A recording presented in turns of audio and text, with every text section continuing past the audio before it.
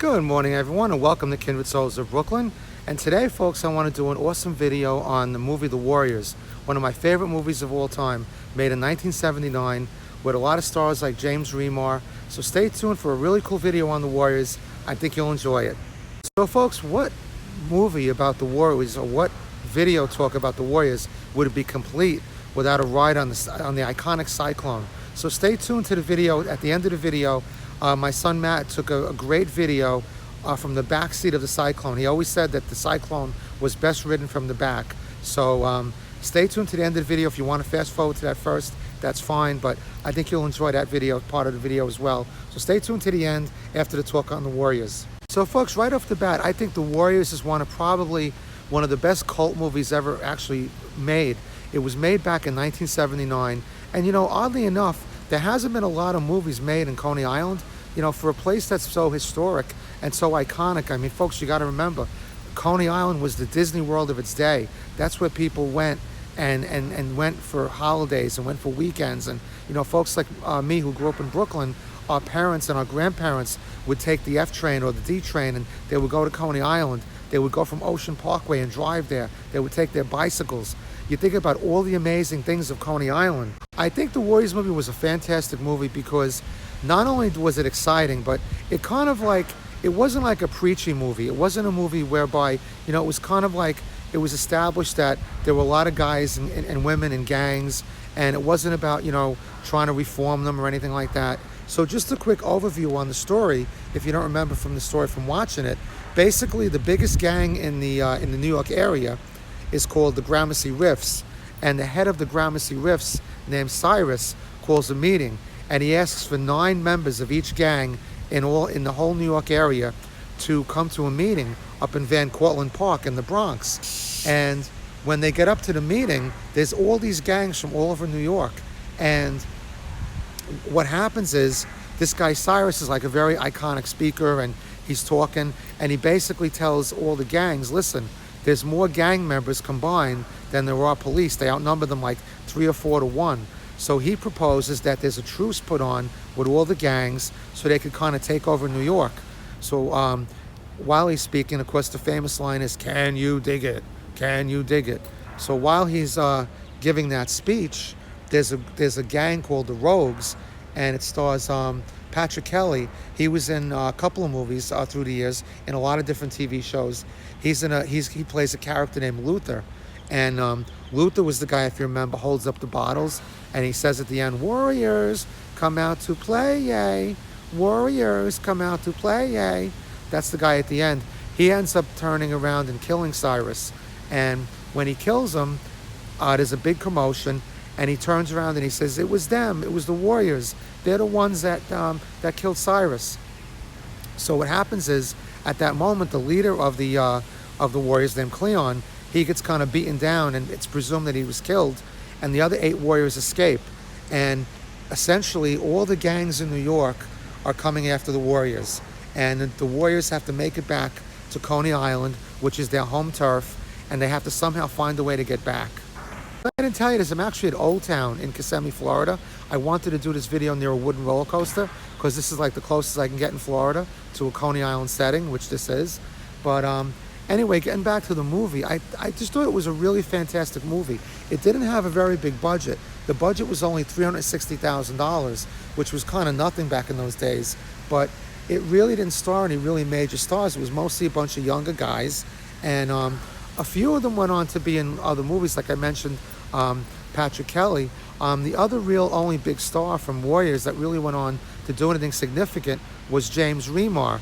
Now, you might know James Remar if you watch the show Dexter from Showtime.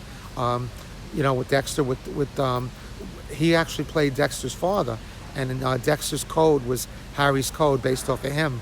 Also, James Remar was, I believe, he's in a couple of soap operas, and you might know him from the Dream Team movie. He played one of the corrupt cops in the Dream Team movie, which had that funny line when he says to him, "Hey, I'm a police officer, put your gun down." And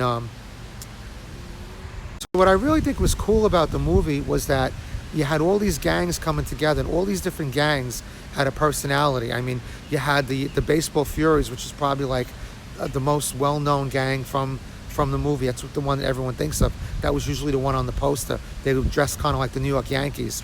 Then you had the Punks, and you had the Riffs, and you had the Lizzies, and I'll put up a couple of these, gangs. But there was over a couple of hundred of these gangs. Now, of course, the Warriors spawned. It spawned a lot of video games. It spawned a lot of like stories, but it was actually based off of a real book, and that's where they got the idea from. And I thought, most of these gangs, it was pretty cool because, like, you take the Warriors as an example. I'll put up a picture of the Warriors. It was a very diverse movie in a sense that, long before diversity became popular, you look at the Warriors, who they were comprised of, it was a typical Coney Island, Brooklyn group of guys. You had white guys in it, you had Spanish guys, you had black guys, and they all kind of got along, they all kind of commingled. Each guy had a role in a hierarchy in the gang. So I think the movie was very progressive in that sense. And I don't really remember if they actually hired guys, some of them that were actually in gangs, but like there were a lot of like younger guys, and it was a very believable type of cast in a sense. And obviously the gangs were over the top in how they dressed, but I think that's what made the Warriors kind of cool as a movie. What gang, if you could pick a gang from the Warriors, which one would you want to be? I think for me it would probably be the Baseball Furies. Even though I'm a Mets fan, I think that was kind of the cool gang because they didn't speak, and they had the baseball bats, and they had them all lined up, and they come out of the subway station. I thought that was really cool. Another thing I loved about the Warriors was it was kind of a funny movie too. Funny in a certain kind of sense. There were two things in the Warriors movie that I found extra funny. The first one was that if you remember in the movies when all the gangs go up to the Bronx, most of them take the subway.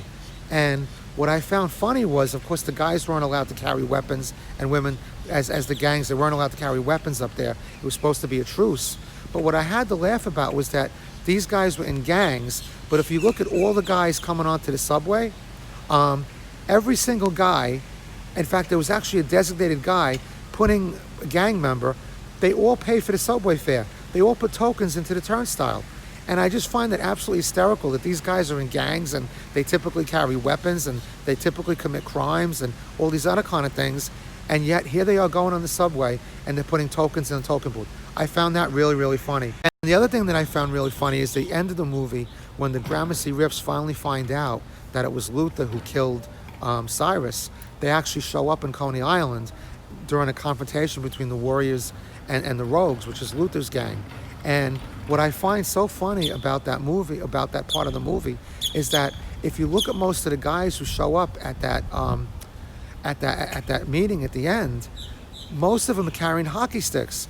And this particular gang, the Gramercy Riffs, I believe all the guys in the gang were black. And what I find so funny about it is that these black guys are carrying, not to be stereotypical or anything, but I mean, I come from Brooklyn.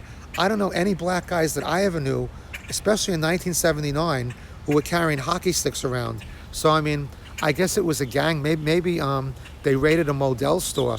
Poor Modell's is going out of business now, but maybe they raided a Modell store before heading over to Coney Island. I mean, there was certainly plenty of them in Brooklyn up until recently, which they're going to be closing them. But I found that very funny, and I'm going to pop a picture up of all the guys standing there with the hockey sticks. I also thought the Warriors movie was cool because I grew up in Park Slope, Brooklyn, Windsor Terrace, Park Slope area, and our train was the F train, and our train goes to Coney Island. And at one point, obviously when the Warriors get back to Coney Island, I remember watching that movie back in 1979, and I was only 14 at the time. I know it's kind of simplistic and stupid, but I remember thinking it was so cool that the Warriors on the F train, if they took the F, which they probably did from where they were, I found it really cool that they probably passed, they had to have passed 15th Street, Prospect Park, and that's what I thought was really cool about it. If you're enjoying the video, there's one thing you could really do, I'd really appreciate it if you could subscribe to the channel. I want to show you the video of that Matt took. Matt's my son, and we lost him August of 2019 to suicide. And all the proceeds from this channel go to suicide prevention. We are starting a suicide prevention foundation for Matt and really for other people, because Matt is gone, other people are still here. We're going to be giving out musical instruments to any kid who wants to play, any person who wants to play. We're going to marry them up with lessons.